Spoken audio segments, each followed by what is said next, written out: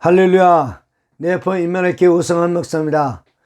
오늘 이사야 30장 18절을 보면은 그러나 여호와께서 기다리시나니 이는 너에게 은혜를 베풀려 하시며 일어나시리니 이는 너희를 긍휼히 여기려 하심이라. 대하자가 요하는 정의의 하나님이심이라. 그를 기다리는 자마다 복이 있도다. 자, 이런 말씀이 있습니다. 여기서 보면은 사람이 기다림과 하나님의 기다림 두 가지의 종류가 나옵니다. 여러분 요한복음 6장에 보면은 6장 51절로 58절까지 보면은 예수께서 나는 하늘에서 내려온 살아있는 떡이니 사람이 이 떡을 먹으면 영생하리라. 내가 줄 떡은 곧 세상의 생명을 위한 내 살이로라 하시니 또 인자의 살을 먹지 않으면 인자의 피를 마시지 않으면 너희 속에 생명이 없느니라. 내 살을 먹고 내 피를 마시는 자는 영생을 가졌고 마지막 날에 내가 그를 살리리시. 이런 말씀이 있습니다. 자, 이 말씀을 들은 많은 사람들과 제자들이 야, 이 말씀이 왜 이렇게 어렵냐. 다시 말하면 그들은 이해하지 못했다는 그런 의미를 가지고 그래 수근수근하죠. 예. 그런 그들의 그 모습 보고 예수께서 더 기가 막힌 말씀을 합니다. 뭐라고 했냐면, 자, 너희가 이 말이 그렇게 걸리냐? 그러면은 인자가 이전에 있던 곳으로 올라가는 것을 보게 된다면은 너는 어떻게 하겠느냐? 그러면서 살리는 것은 영이니 육은 무의가 아니라 내가 너희에게 이를 말이 영이요 생명이라. 이렇게 말씀을 합니다. 그러난 다음에 예수께서 그러면 너 중에 믿지 않는 자가 있다는 거예요. 그러면서 이는 자기를 팔 사람, 팔자 누구인지 처음부터 아심이라. 그러면서 예수님은 그렇게 말씀합니다. 내 아버지께서 오게 하여 주지 아니하시면 누구든지 내게 올 수 없다. 그러니까 많은 사람이 떠나죠. 그 12 제자가 남았습니다. 그 12 제자한테 이렇게 물어보면 그럼 너희도 가려느냐? 그때 베드로가 아주 유명한 말을 고백을 하죠. 뭐라고 하면 주여 영생의 말씀이 주께 있사오니 우리가 누구에게 가오리까? 자, 그래서 예수께서 그런 말씀을 합니다. 내가 너 12를 택하지 아니하였느냐? 그러나 너 중에 한 사람은 마귀니라. 참 무시무시한 말씀이죠. 그러니까 그것은 가룟 유다 시몬의 아들 유다에 대해서 말씀을 한 것입니다. 그러면서 유다는 예수를 팔 사람이라 그렇게 말씀했습니다. 자, 이것은 무엇을 말하냐? 여러분, 우리는 말이죠. 하나님 부름받은 누구나 다 하나님의 부름받은 자들입니다. 죄종만이 목사님들만 하나님 부름받은 것이 아니라 목사님들은 정말 주의 사명을 감당하는 죄종으로서의 부름이 있었고 또 일반 성도들은 구원받은 택함받은 하나님의 백성으로서의 부름이 있습니다. 그런데 부름에는 크게 두 가지의 부름이 있습니다. 하나는 하나님의 선택받은 그리고 하나님의 쓰임받는 그리고 하나님의 복을 받는 구원받는 그런 부름이 있고 또 하나는 버려지기 위해서 부름받는 자가 있습니다. 마치 가룟 유다처럼 그렇습니다. 그러니까 실컷 쓰임받고 나중에 버림받습니다. 제가 가장 두려운 것이 그겁니다. 실컷 하나님께 쓰임받고 나중에 결국은 하나님 부인하고 또는 하나님께 버림받는 그런 종이 되지 않을까 늘 염려하는 겁니다. 제가 어떤 장로님에 대한 이야기를 들었는데요. 이 장로님이 한 3, 40년간 신앙생활하고 시무장까지 하고 마지막 임종을 맞이게 됐습니다. 그래서 이제 그 아내인 권사님의 연락을 받고 목사님께서 임종 예배를 드리러 많은 성도들과 함께 그 장로님 집에 갔습니다. 집에서 이제 임종을 맞이하는데 벽 옆에다 이렇게 뉘어놓고 이제 숨을 몰아쉬고 있는데 이제 뭐 거의 뭐 이렇게 의식이 없죠. 그런데 그 벽에 피가 많이 튀어 있어가지고 그 이상해서 그 아니 권사님한테 물어봤어요. 권사님, 이 피가 무슨 피예요? 그러니까 이 권사님이 그러는 거예요. 몰라요, 목사님. 왜 그런지 장로님이 혀를 깨물어 가지고 팍팍팍 품더라는 거예요. 그 이제 이 장로님한테 정말 의식이 없고 거의 죽어가는 장로도 결국은 이제는 그 귀는 마지막 순간까지 살아있습니다. 그 목사님이 장로님한테 거의 의식 없는 장로님한테 물어봤어요. 장로님, 이게 무슨 피예요? 왜 그래요? 물어보니까 이 장로가 휘몽사몽하는지 의식이 없는지 없는지 입으로 고백을 하는데 목이 마른 소리로 숨을 몰아쉬면서 들릴 듯한 소리로 고백을 하는데 목사님이 깜짝 놀랐습니다. 저 장로가 목이 마른 소리로 이렇게 얘기하는 거예요. 목사님, 제가요, 예수가요, 안 믿어져요.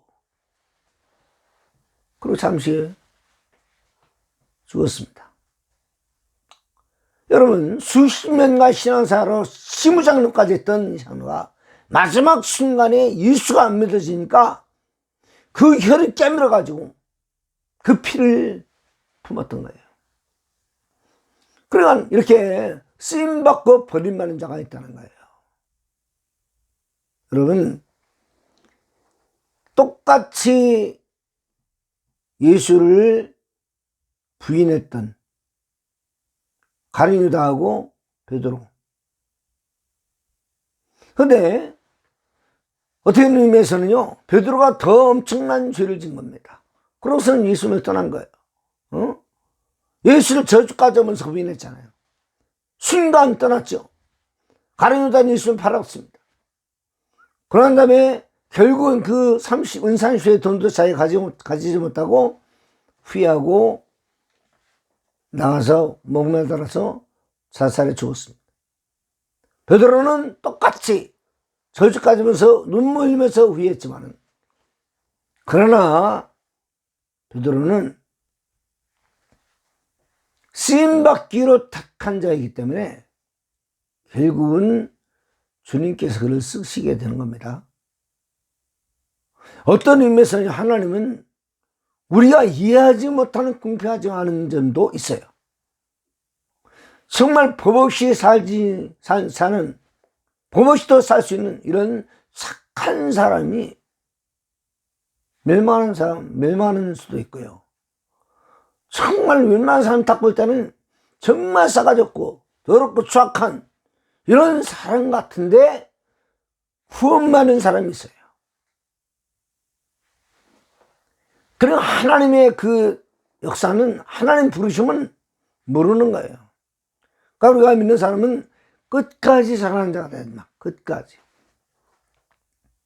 나중에는 저주까지 하면서 부인하면서 떠났던 베드로가 갈릴리 바다로 물고기 잡으러 갔는데 그때 바닷가에서 새벽에 예수님께서 똑과 그 물고기를 구워놓고 기다리고 계셨습니다.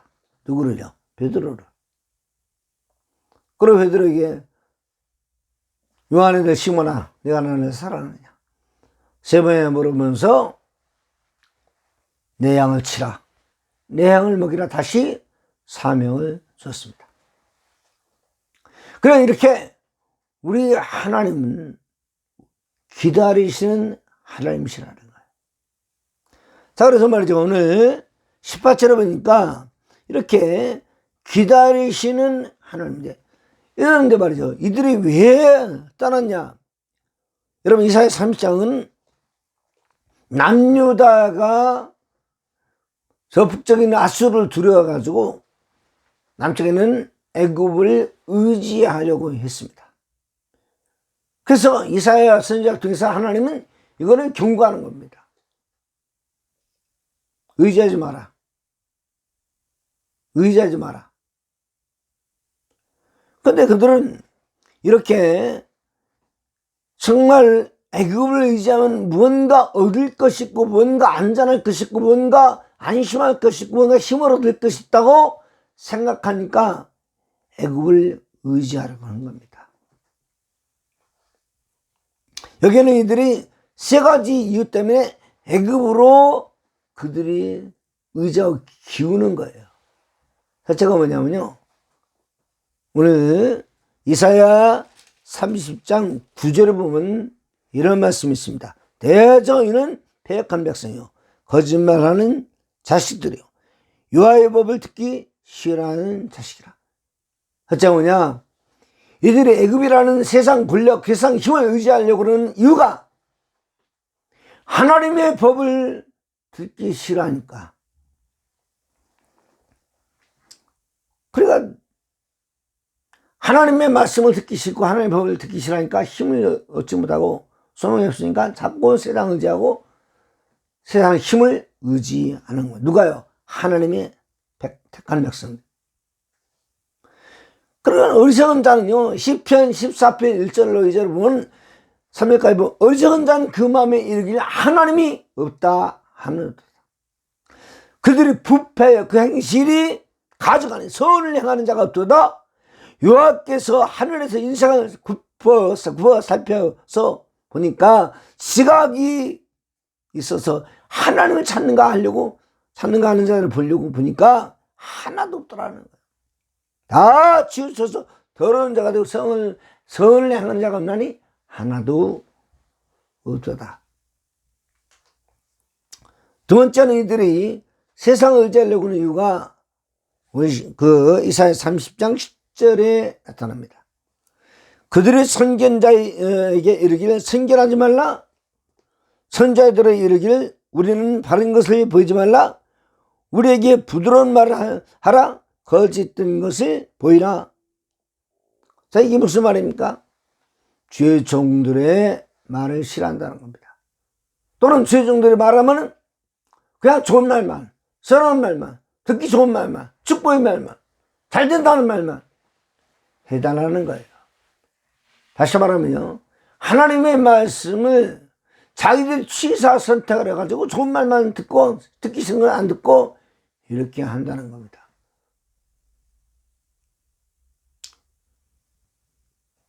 그래서 우리가 말이죠, 이제 이런 하나님의 종들의 말을 듣기 싫으면요, 자연적으로 세상의 힘을 의지하게 됩니다. 그런데 여호사밧이라는 왕 있잖아요.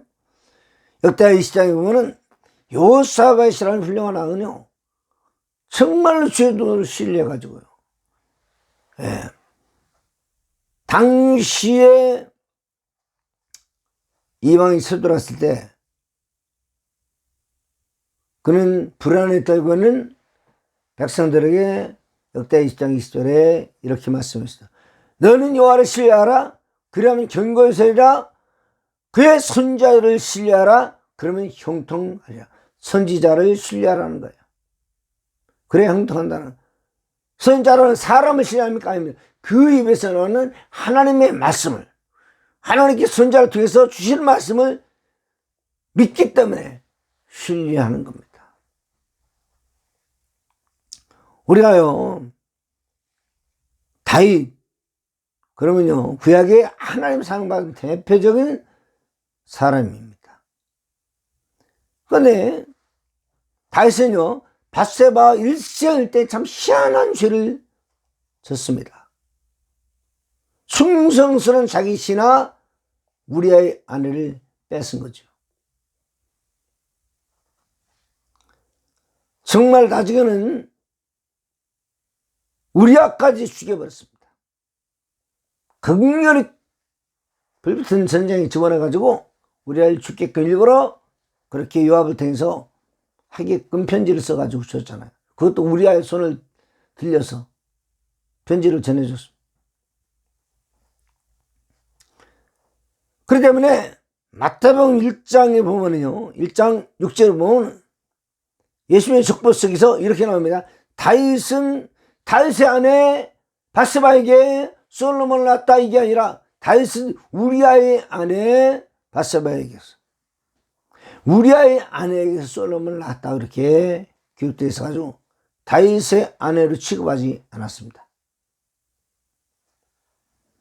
그럼에도 불구하고 다윗은 하나님의 사랑을 받았습니다. 근데 왜 그러냐? 다윗은 말이죠, 그런 죄를 졌어도 나단 선지자가 가서 책망하니까 그대로 그 나단 선지자의 책망을 무릎을 꿇고 들었다는 겁니다. 죄종을 신뢰한 거죠. 아무리 현찬해도, 아무리 부족해도, 아무리 자기가 볼 때는 뭔가 좀 떨어진 것 같아도 일단 기름 부어 세운 죄종이라면요, 그 말에 신뢰해야 된다. 왜냐? 그 입에서 나가는 말씀이 하나님의 말씀이기 때문에 그렇습니다. 그 다음에 정말 이들의 말이죠, 이렇게 애굽이라는 이방을 이렇게 의지하려고 했던 의미는 12절에 보면 나타납니다.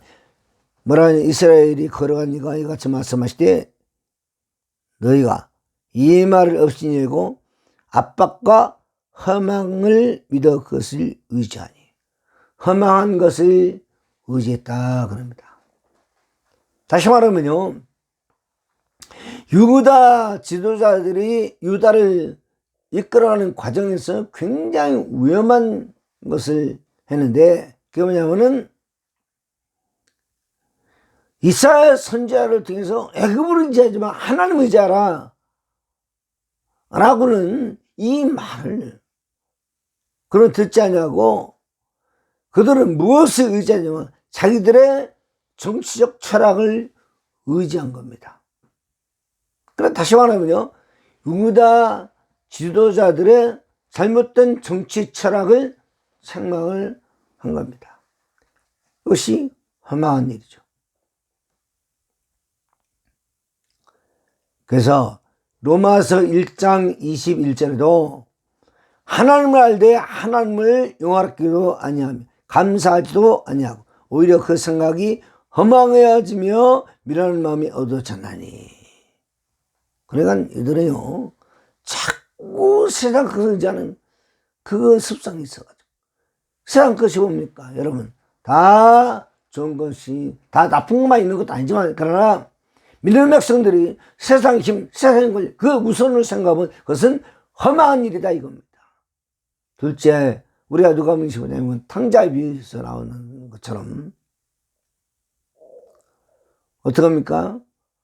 돈을 의지하고 자신을 의지하고 자신감 있게 자기 아버지로부터 자기에게 돌아온 분깃을 팔아가지고 모아가지고 먼 나라 가서 자신감 있게 도전했지만 실패했잖아요. 왜 그렇습니까?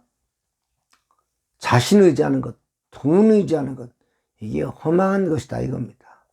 그렇기 때문에 망할 수밖에 없는 거죠. 그러면은 자, 얼마 전 이사야 30장 18절에 보면은요, 기다리는 자, 기도하는 자 복이 있다 그랬습니다. 그런 하나님이 기다리시는 분이요, 계속해서 지금도 우리를 기다리시고 복자를 기다리시고 순종한 자를 기다리시고 고난당한 자를 기다리시고 뭐에 기다리십니까? 믿음으로 돌아오게 하고 말씀에 돌아오게 하고 기도로 돌아오게 하고 우리 하나님께 무릎으로 돌아오기를 기다리고 계십니다. 남녀다가 수루가 두렵다고 하나님을 찾는 것이 아니라 애굽을 찾아요. 애굽을 의지하려고 그럽니다. 애굽의 권세를 이렇게 힘입으려고 그럽니다. 그런데 하나님은 이사야 선지자를 통해서 강력하게 경고를 하는 겁니다. 그런데 결국은 우리 하나님이 이들이 이렇게 애굽을 의지하려고 떠나지만은 기다리고 계신다는 거예요. 그래서 여기는 기다리는 건 두 가지 의미가 있죠. 첫째는 뭐냐면 하나님이 기다림과 사람의 기다림이 있습니다. 그래, 하나님 기다리면 우리가 돌아오게 하는 거예요. 돌아올 때까지 기다리시는 겁니다.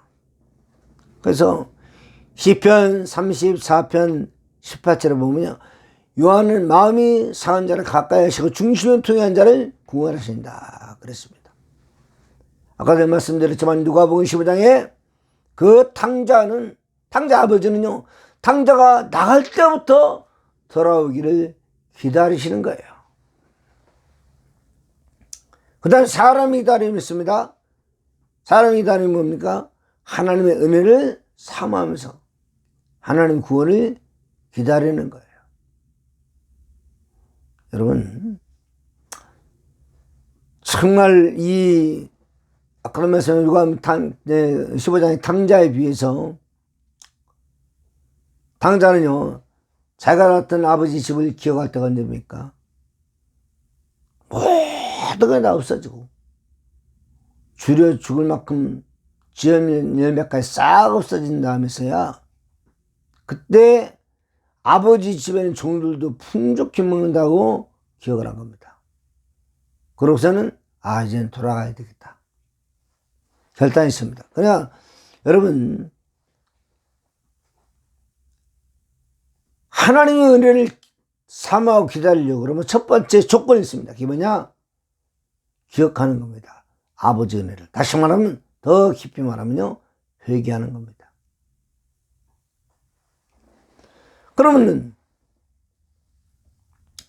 기도하는 자에게 이렇게 회개하면서 기다리고 기도하는 자에게 복을 줬는데,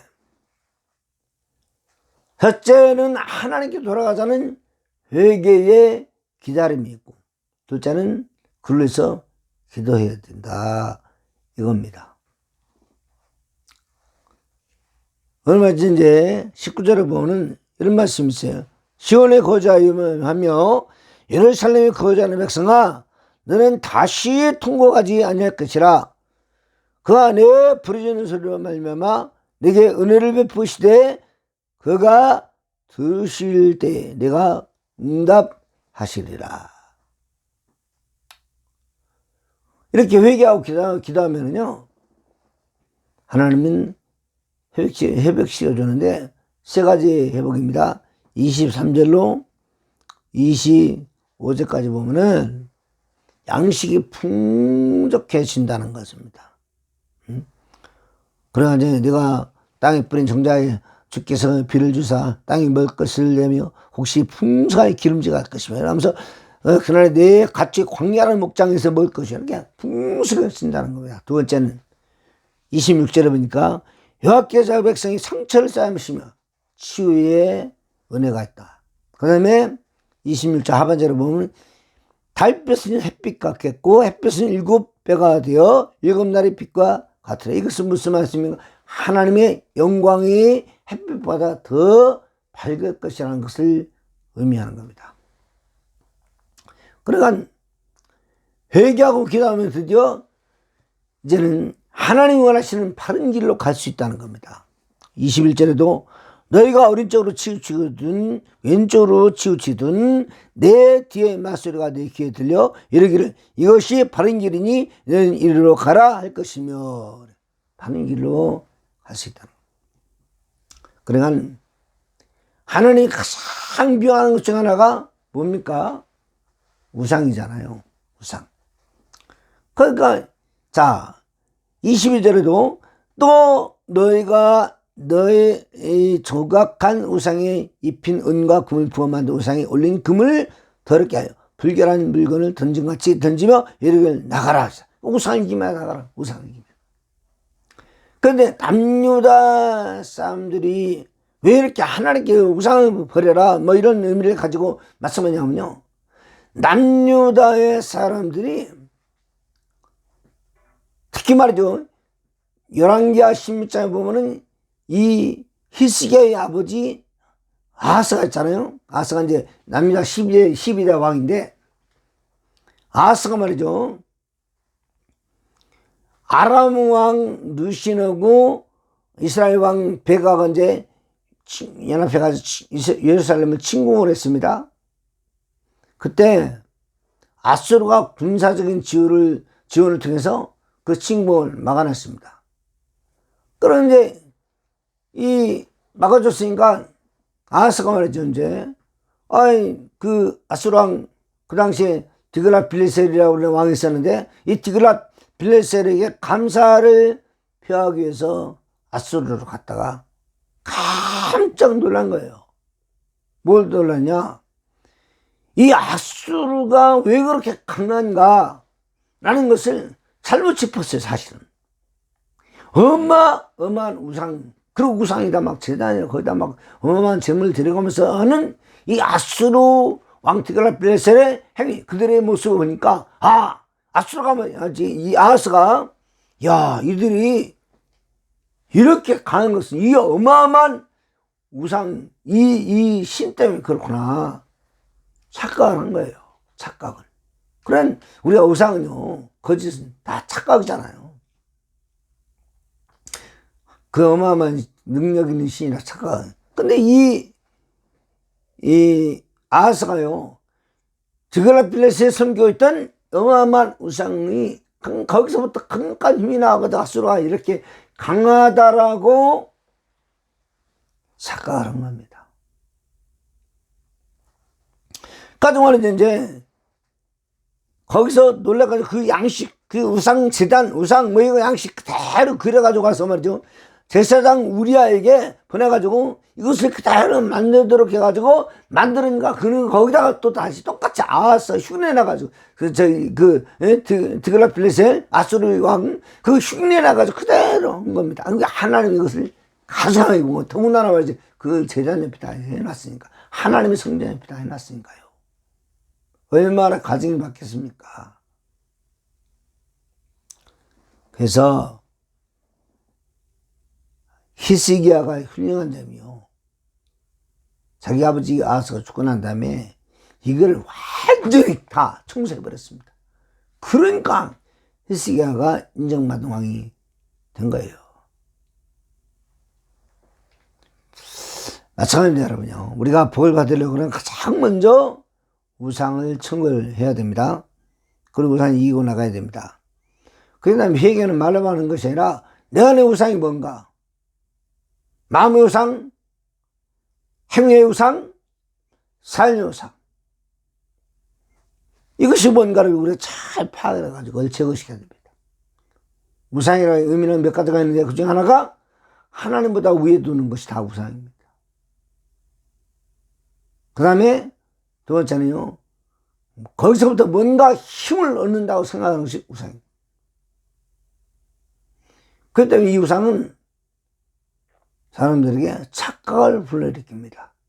그것이 진짜 신인 것처럼, 그것이 힘을 주는 것처럼, 그것이 인생의 길을 인도하는 것처럼 착각을 합니다. 그런데 이 아하스가 말이죠, 디글랏필레셀의 그 우상을 그렇게 생각했다는 거예요. 하나님의 것을 미워하는 거죠. 그래서 우리는 말이죠, 이 하나님이 정말 미워하는 이런 우상을 섬기고 제거시키고 다 제거시키고 난 다음에 기다리시는 하나님 앞에 돌아가야 됩니다.